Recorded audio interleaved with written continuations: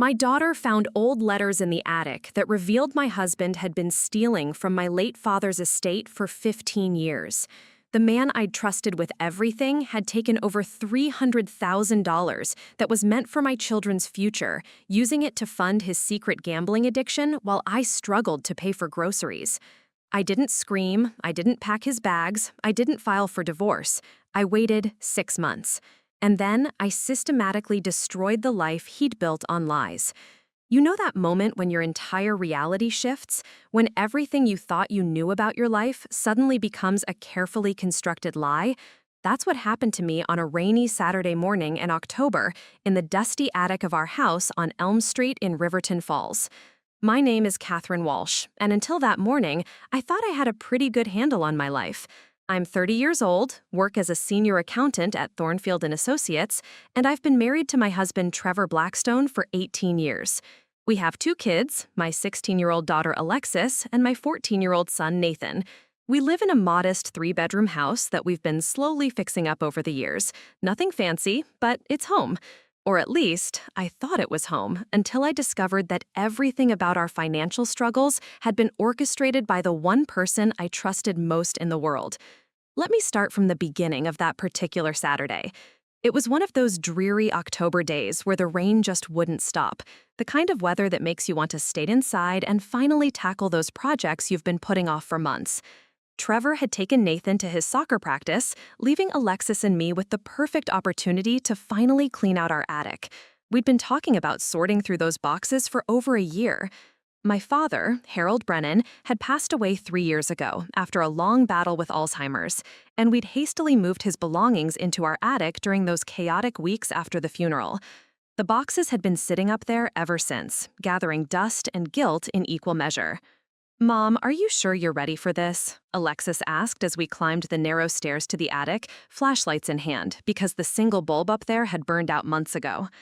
I paused on the top step, looking at the maze of cardboard boxes labeled in my own hurried handwriting. Dad's books, Dad's clothes, Dad's papers, Dad's photos. Each label was like a small stab to the heart, but I'd been putting this off long enough. "Yeah, honey, it's time," I said, trying to sound more confident than I felt. The attic was cramped and musty, filled with the accumulated detritus of 3 generations. My grandmother's old sewing machine sat in one corner, covered with a sheet that had probably been white once upon a time. Christmas decorations were stacked along one wall, and somewhere in the back were boxes of my own childhood memories that I kept meaning to show the kids. But it was my father's belongings that dominated the space. Harold had been a meticulous man, the kind of person who kept every receipt, every letter, every document that might possibly be important someday.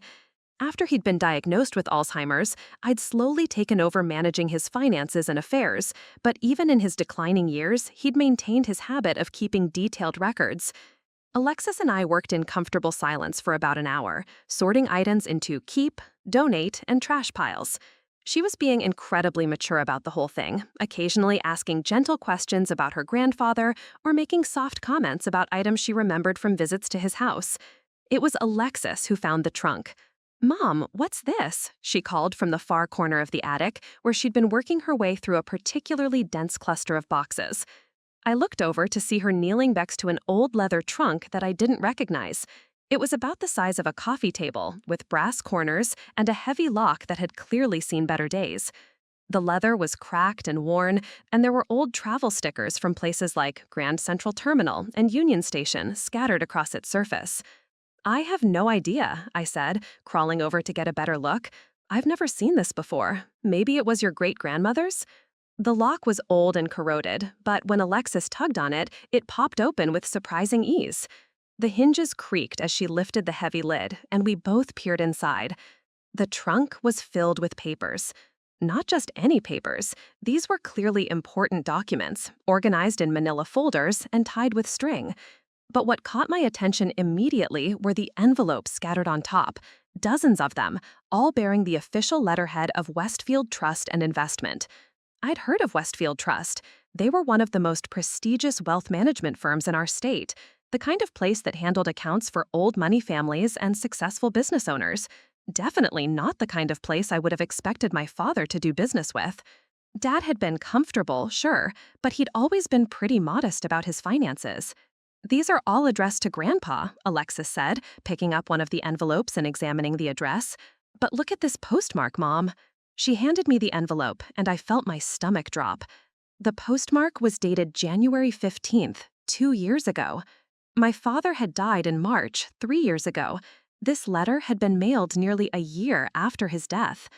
With trembling hands, I picked up another envelope. This one was postmarked 6 months ago. Then another, dated just 3 months ago.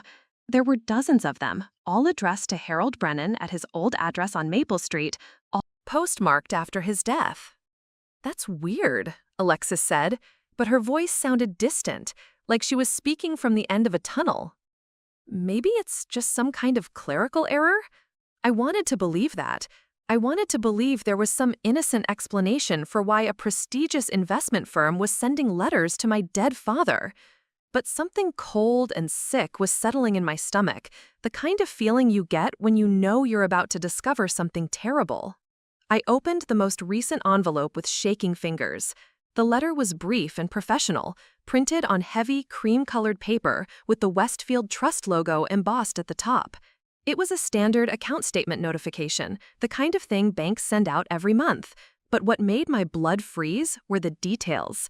The letter was addressed to Harold Brennan, but it referenced an account transfer authorization that had been signed by Trevor Blackstone, my husband, acting as estate executor and primary beneficiary.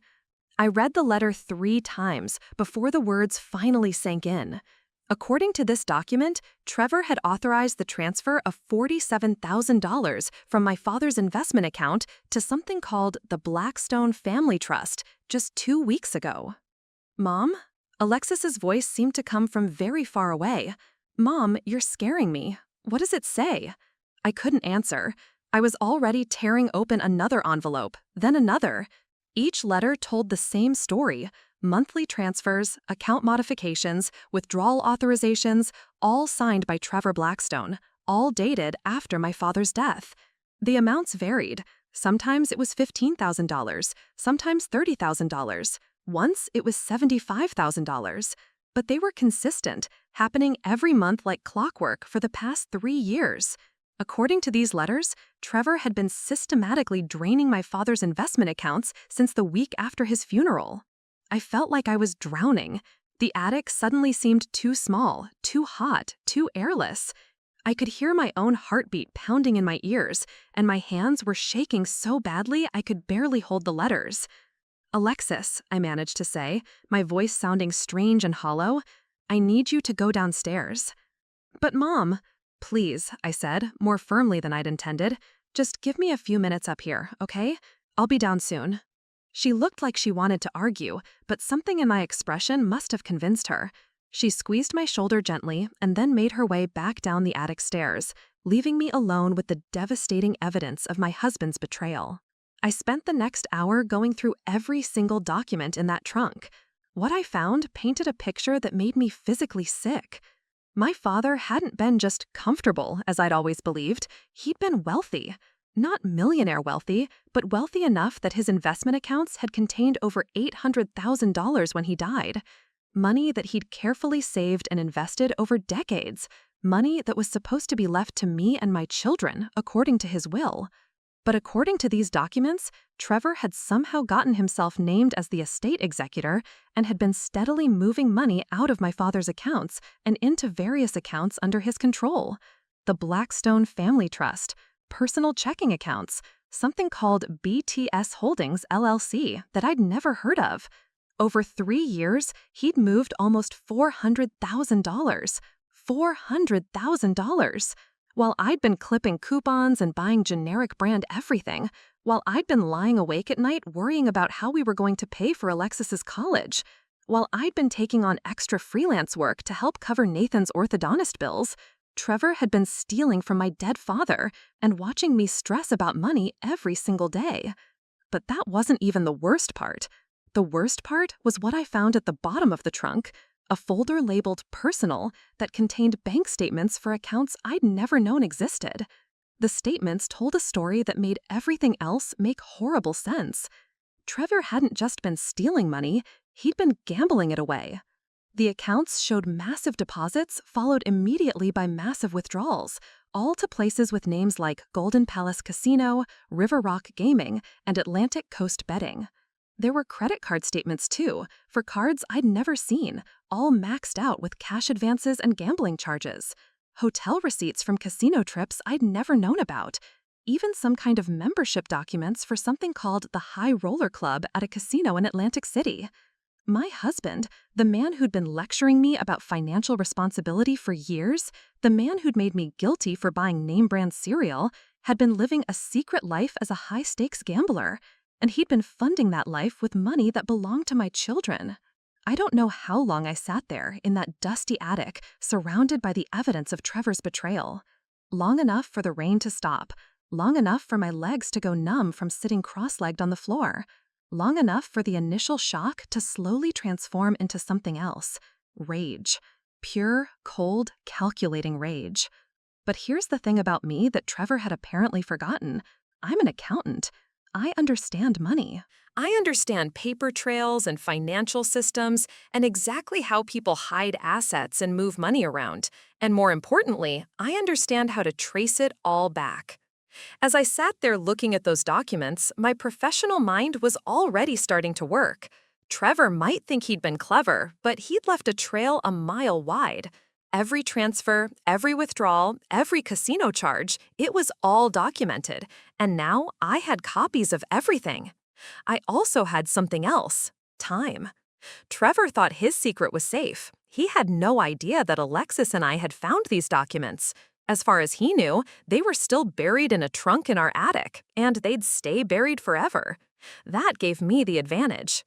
I carefully photographed every single document with my phone, making sure to capture every detail clearly.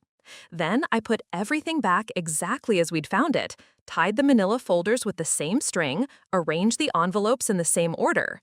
When I was done, the trunk looked exactly like it had when Alexis first opened it.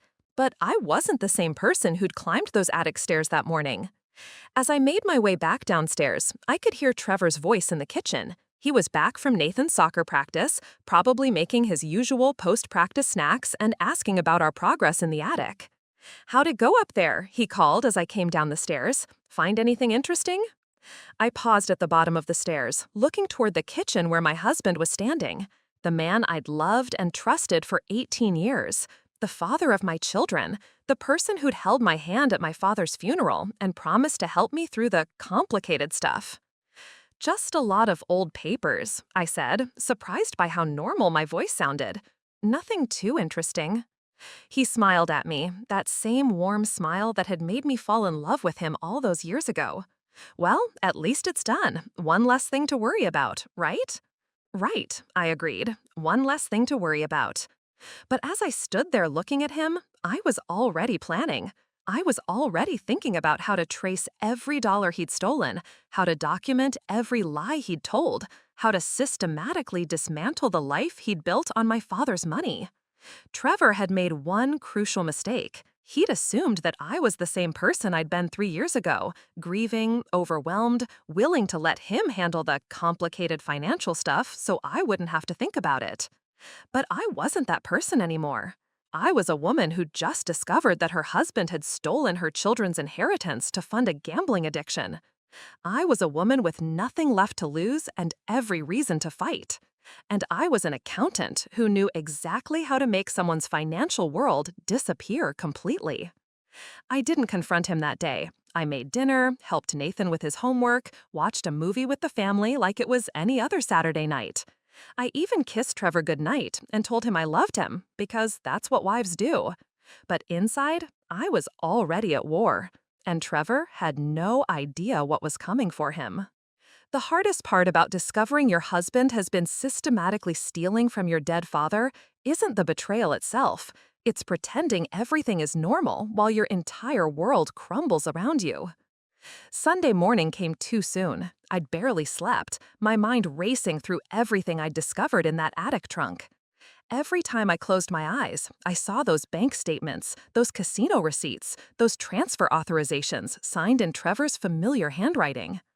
But when my alarm went off at 7 a.m., I had to get up and make pancakes for my family like it was any other weekend morning. Trevor was already in the kitchen when I came downstairs, standing at the coffee maker in his favorite Sunday morning outfit, old jeans and a Northwestern University t-shirt that had seen better days. He looked so normal, so comfortable, so completely at ease. The sight of him made my stomach churn. "Morning, beautiful," he said, turning to give me a kiss on the cheek. "Sleep well?" The casual intimacy of it, the way he could look me in the eye and smile while knowing what he'd done, made me want to scream. Instead, I managed to smile back. "Like a rock. Coffee ready?" "Just finished brewing. I was thinking we could take the kids to that new farmer's market downtown today, make a whole family day of it." A family day, funded, no doubt, by money he'd stolen from my father's estate. Money that should have been going toward Alexis's college fund or Nathan's future. Money that instead had probably disappeared into some casino's coffers months ago. "That sounds nice," I said, pouring myself coffee with hands that I willed to remain steady. Alexis wandered into the kitchen a few minutes later, still in her pajamas, her long brown hair a tangled mess from sleep. She looked at me with concern, clearly remembering our discovery in the attic the day before. "Morning, Mom. How are you feeling?" There was weight in her question, a significance that Trevor couldn't possibly understand. She was asking if I was okay after what we'd found, if I'd processed the shock of those letters. But I couldn't answer honestly, not with Trevor standing right there.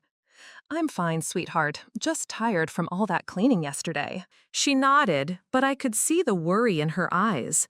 Alexis had always been perceptive, even as a little girl. She could sense when something was wrong, even when the adults around her were trying to hide it. Nathan bounced into the kitchen next, full of 13-year-old energy despite the early hour. "Dad, can we go to GameStop today? There's this new release I've been saving up for." "We'll see, buddy," Trevor said, ruffling Nathan's hair. "Maybe after the farmer's market."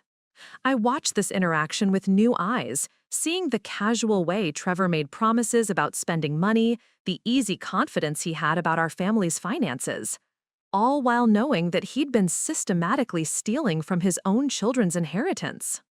The farmer's market was torture. We walked around like a normal family, Trevor's arm around my shoulders, the kids running ahead to look at different vendors. He bought organic honey and artisanal cheese, making jokes with the vendors, chatting easily about local politics and the weather. To anyone watching, we looked like the picture of suburban happiness. But all I could think about was the math. That jar of honey cost $12. According to the bank statements I'd found, Trevor had lost $3,000 in a single night at the River Rock Casino just 2 weeks ago. The artisanal cheese was $15. He'd spent $8,000 on gambling in the month of September alone.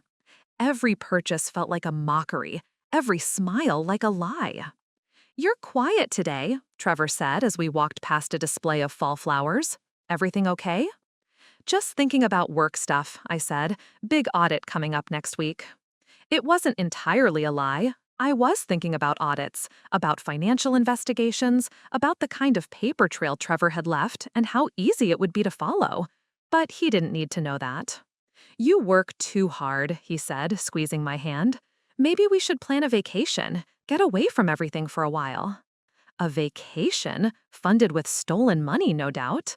The casual way he suggested it, as if we had unlimited resources, made me want to laugh hysterically. "Maybe," I said instead. That afternoon, while Trevor took Nathan to a friend's house and Alexis was at her part-time job at the local bookstore, I finally had some time alone. I locked myself in our home office, the small converted bedroom where I did freelance accounting work and managed our family finances, and spread out everything I'd photographed from the attic. Our home office had always been my sanctuary. It was where I came to think, to work through complex problems, to find solutions. The walls were covered with my accounting certifications, family photos, and a few motivational quotes about persistence and integrity. There was a comfortable irony in doing this investigation, surrounded by reminders of professional ethics and family love. I started with the basics, creating a timeline of everything I'd discovered. I opened a new spreadsheet, my weapon of choice for any complex problem, and began entering data. Date, March 15th, 3 years ago. Event, Harold Brennan dies. Date, March 22nd, 3 years ago. Event, first unauthorized transfer, $25,000. Date, April 15th, 3 years ago. Event, second transfer, $30,000. And so on, month after month, for 3 solid years. The pattern was clear and damning. Trevor had started stealing from my father's accounts within a week of the funeral, when I was still deep in grief and overwhelmed by all the decisions that needed to be made. He'd offered to help with the complicated financial stuff, and I'd been grateful. I'd signed whatever documents he put in front of me, trusted him to handle the details while I focused on grieving and taking care of our kids. I'd been the perfect victim, distracted, trusting, and completely unaware of what was happening with my father's estate. But as I dug deeper into the documents, I started to see something else. Trevor hadn't just been stealing randomly. There was a sophisticated system at work here, a carefully planned operation that had required significant preparation. The first clue was the Blackstone Family Trust. According to the documents I'd found, this trust had been established just 2 days after my father's death. But creating a trust requires legal paperwork, meetings with attorneys, significant advance planning. Trevor couldn't have set this up as a spur-of-the-moment decision after the funeral. He'd been planning this before my father died. The thought made me physically sick. While I'd been sitting by my father's hospital bed during those final weeks, holding his hand and reading to him from his favorite books, Trevor had been planning how to steal from his estate. I pulled up our family calendar on my computer and started cross-referencing Trevor's activities from that time. There, buried among soccer practices and work meetings, were several appointments marked simply as legal consultation and financial planning meeting. At the time, I'd assumed he was being responsible, maybe looking into life insurance or updating our own wills. Now I knew better. The next discovery was even more disturbing. Hidden in the documents was a copy of a power of attorney form that I'd apparently signed, giving Trevor full access to my father's financial accounts. I had no memory of signing such a document, but there was my signature, clear as day. I stared at that signature for a long time, trying to remember. Those weeks after my father's death were a blur of grief and exhaustion. I'd signed dozens of documents, insurance forms, bank paperwork, legal releases. Trevor had been so helpful, so organized, bringing me papers to sign while I sat in a daze, explaining that it was all standard estate stuff that needed to be handled quickly. I'd trusted him completely, and he'd used that trust to get legal access to my father's money. But the power of attorney wasn't even the worst part. The worst part was what I found when I started tracing where the money had gone after Trevor stole it. Some of it had gone to obvious places: the casino accounts, the credit card payments for his gambling debts, the hotel rooms for his secret trips to Atlantic City. But a significant portion had gone somewhere else entirely, into an account labeled Emergency Education Fund. At first, I didn't understand what this was. The account statements showed regular deposits, but very few withdrawals. It looked almost like a legitimate savings account, the kind of thing a responsible parent might set up for their children's future education. Then I saw the withdrawal history. The account had been systematically drained over the past 6 months, with large withdrawals going to something called Riverside Preparatory Academy. A quick Google search revealed that Riverside Prep was an exclusive private boarding school about 2 hours away, the kind of place that cost $50,000 a year and catered to the children of wealthy families. Trevor had been using my father's stolen money to research sending our kids to boarding school without telling me. The application documents were all there in the files I'd photographed, completed applications for both Alexis and Nathan, with Trevor listed as the primary contact, financial statements showing the family's assets that consisted entirely of money stolen from my father's estate, even a deposit payment for $15,000 to hold their spots for next fall. He'd been planning to send our children away to boarding school using money stolen from their own grandfather without even discussing it with me. I sat back in my chair, trying to process this latest betrayal. It wasn't just about the money anymore.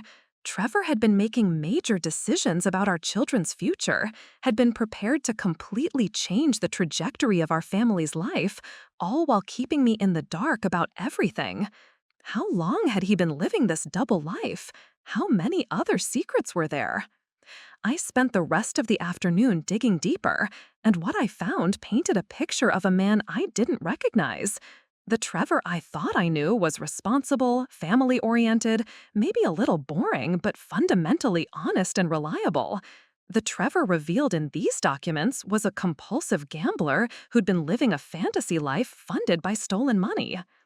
There were receipts for expensive dinners at restaurants I'd never heard of, hotel stays at luxury resorts during times when he'd told me he was at work conferences, purchases from high-end clothing stores, jewelry stores, even a receipt for a $3,000 watch that I'd never seen him wear.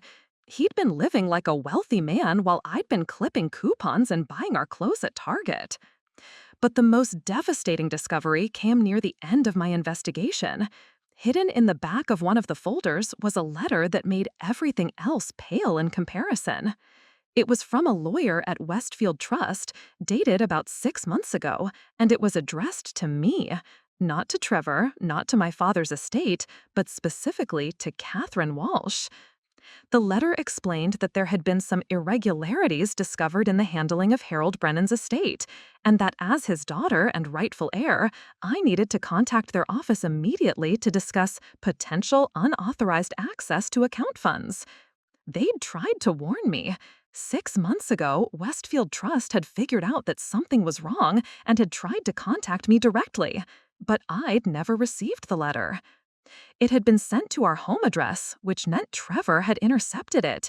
He'd known for 6 months that his theft had been discovered, and he'd hidden that from me, too. I looked at the date on the letter again. 6 months ago was right around the time Trevor had started talking about tightening our budget and being more careful with money. He'd started questioning my spending, making me feel guilty about small purchases, insisting that we needed to save more for the future. All while knowing that investigators were closing in on his theft of hundreds of thousands of dollars. The sheer audacity of it took my breath away. He'd been caught stealing from my father's estate, had hidden the investigation from me, and had responded by making me feel guilty about spending money. As the sun set and I heard Trevor's car pull into the driveway, I quickly closed all the files and cleared my computer screen. I had enough information now to understand the full scope of what had happened. Trevor had systematically stolen nearly $400,000 from my father's estate over 3 years, had used it to fund a gambling addiction and a fantasy lifestyle, and had even been planning to send our children to boarding school without my knowledge. But more importantly, I now knew that other people were aware of what he'd done. Westfield Trust had been investigating. There were lawyers involved. This wasn't just a family matter anymore. It was a criminal case waiting to happen. Trevor walked into the office just as I was shutting down my computer. "There you are," he said, smiling that familiar smile. "I was wondering where you'd disappeared to. Get some work done?" "A little," I said, standing up and stretching as if I'd been doing routine bookkeeping rather than uncovering the systematic destruction of our family's financial future. "You work too hard," he said, the same he'd said at the farmer's market. "Come on, let's make dinner together. I bought some of that pasta you like at the market." Pasta that cost $8 a pound, purchased with money stolen from my children's inheritance. But I just smiled and followed him to the kitchen. As we cooked dinner together, Trevor chatting easily about Nathan's soccer season and Alexis's college plans, I found myself studying him with new eyes, looking for signs of the man I'd discovered in those documents, the compulsive gambler, the thief, the liar who'd been betraying our family for 3 years. But he looked exactly the same. Same gentle hands chopping vegetables, same laugh at his own bad jokes, same way of unconsciously humming while he cooked.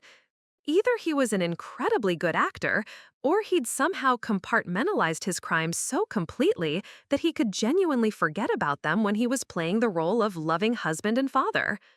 "You know what?" he said suddenly, pausing in his stirring of the sauce. "I've been thinking about what I said earlier, about taking a vacation. Maybe we should really do it. take the kids somewhere special before Alexis heads off to college. That sounds expensive, I said carefully, testing his response. Don't worry about that, he said with a confidence that now made my skin crawl. I've been doing some good investing lately. We can afford to splurge a little. Good investing?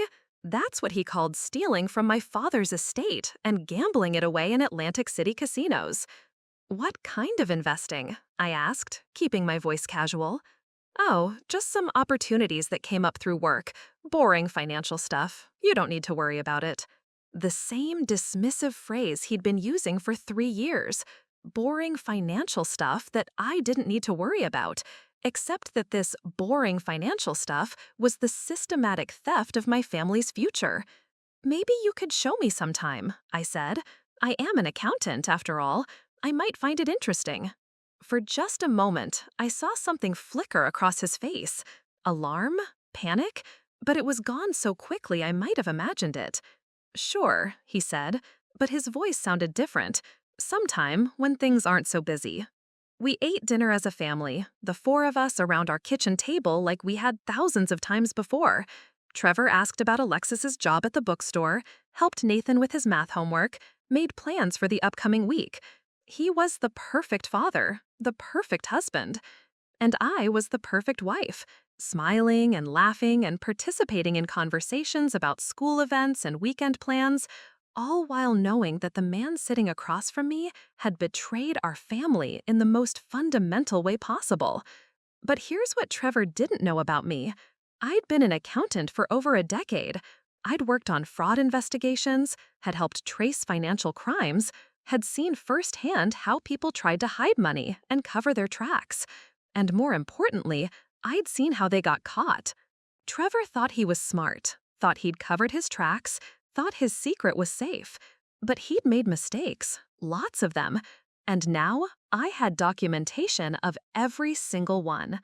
As I tucked Nathan into bed that night and kissed Alexis goodnight, I made them a silent promise. Their grandfather's money, the money that was supposed to secure their future, would be returned to them. Trevor's theft would not stand. His betrayal would not go unpunished. But I wouldn't act immediately. I wouldn't confront him in anger or make emotional decisions that could backfire. I would be smart about this. I would be strategic. I would be everything Trevor apparently thought I wasn't. Careful, methodical, and absolutely ruthless when it came to protecting my children. That night, as Trevor slept peacefully beside me, probably dreaming of his next casino trip or his next big score, I lay awake planning. Not just how to expose what he'd done, but how to make sure he could never do it again. How to protect Alexis and Nathan from the fallout. How to rebuild what he'd destroyed. Trevor had spent 3 years systematically betraying our family. Now it was my turn to be systematic. And unlike him, I wasn't going to make any mistakes. As I tucked Nathan into bed that night and kissed Alexis goodnight, I made them a silent promise. Their grandfather's money, the money that was supposed to secure their future, would be returned to them. Trevor's theft would not stand.